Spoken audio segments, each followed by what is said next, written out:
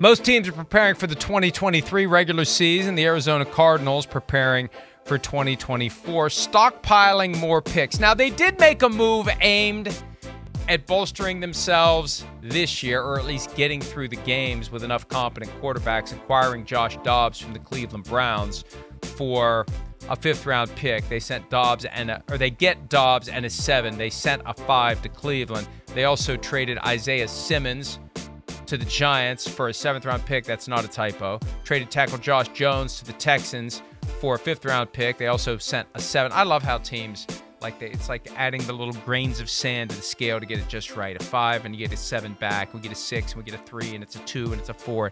Just do the trade, for crying out loud, like they did in the old days. We didn't have all these multiple picks that gave us headaches. But, okay. I'll get off your lawn. This is the way you tank. I mean, plenty of tanking happens in the NFL, and they call it all sorts of things. Your Browns at one point had this 4-year plan, and the factors in the plan included, giving incentives to members of the coaching staff and the front office for stockpiling draft picks, stockpiling cap space, things that had nothing to do with winning in any given year. And the NFL endorsed it when Hugh Jackson filed an arbitration claim saying, hey, they did all this stuff and then they made me the scapegoat. They make me look like I don't know how to coach. They're setting things up so we're not going to be any good. I say all that because the Cardinals are setting things up so they won't be any good, because they're sufficiently self-aware to know they can't compete this year. Not with Kyler Murray's health in question. They don't know when he's going to come back. Colt McCoy, they don't know how healthy he's going to be. Josh Dobbs may get pressed into service sooner rather than later. It may be like it was for him last year. He gets plucked off the Lions practice squad and he's starting a primetime game. The only good news is I don't think the Cardinals have any primetime games this year. So this is not surprising. We saw it happen back at the draft. They gave up the 3rd overall pick. They traded down. And they picked up a first-round pick next year.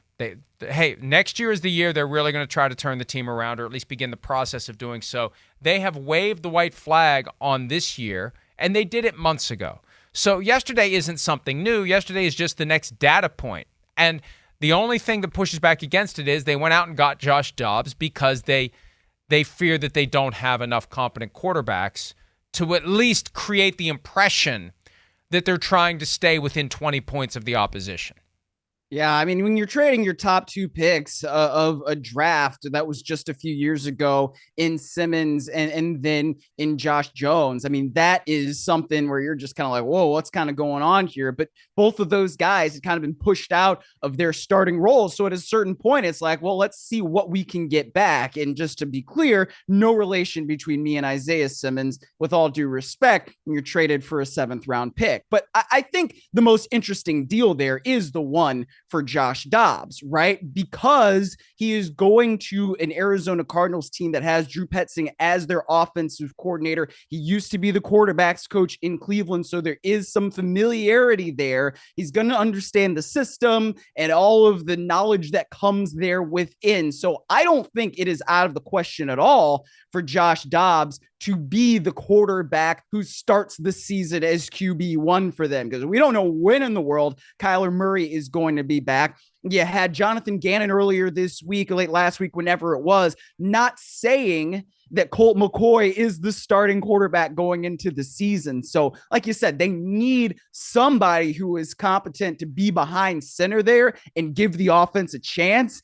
And at this point, looking at that depth chart, yeah, I think Joshua Dobbs might be the best option, just given the fact that otherwise, who knows what it is that you're going to do.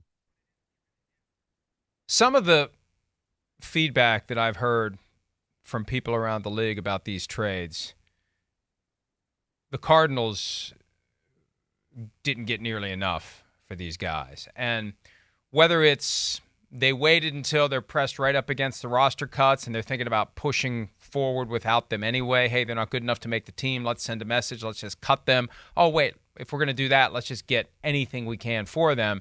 You know, there's something to be said for figuring that out earlier in the process and trading them maybe before camp even begins, before you even get to the point where you're thinking about cutting them. You get value from another team. But as one executive put it, unless the purpose was to tank, Monty Austin-Ford had a historically bad day as a general manager when it comes to trading players yesterday. And I think tanking is part of it, even though they don't call it that. but it's about the return you get. And if you are going to tank, at least get a good return. If you're tanking now to make your team better later, get better picks for later. Yes. And so I think there's a way to finesse this where you get a better return on guys where, the general consensus is you look at this and say, what the hell? And then there's the question of, and you can go ahead and reapply your tinfoil hat, like, was this some sort of a sweetheart deal? Was he trying to help the Texans? Is he trying to help Nick Caserio with this? Is he trying to help the Giants as a middle finger to the Eagles after the whole Jonathan Gannon tampering thing?